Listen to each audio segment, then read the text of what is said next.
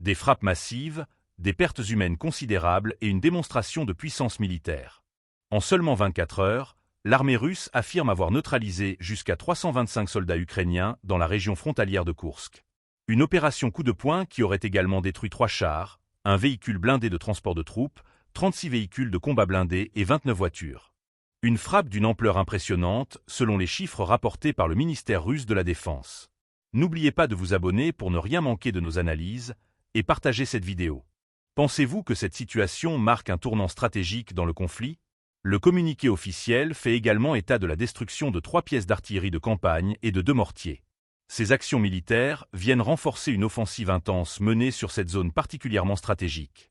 Selon Moscou, cette campagne serait la continuité d'une série d'opérations visant à anéantir les capacités offensives de l'armée ukrainienne.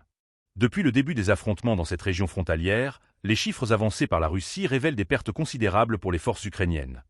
Plus de 57 655 militaires neutralisés, 334 chars détruits, ainsi que 244 véhicules de combat d'infanterie et 193 véhicules blindés de transport de troupes mis hors service. L'arsenal ukrainien aurait également subi des pertes lourdes avec plus de 409 pièces d'artillerie, 45 lanceurs de missiles multiples, dont 13 systèmes IMAR et 6 MLRS fabriqués aux États-Unis, détruits par les forces russes. Le ministère russe de la Défense précise aussi que 17 lanceurs de missiles antiaériens, 8 véhicules de transport et de chargement, et plus d'une centaine de stations de guerre électroniques ont été ciblés.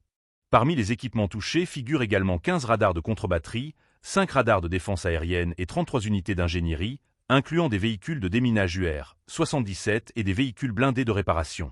Ces chiffres impressionnants viennent illustrer une volonté claire de Moscou de maintenir une pression constante sur le front de Koursk.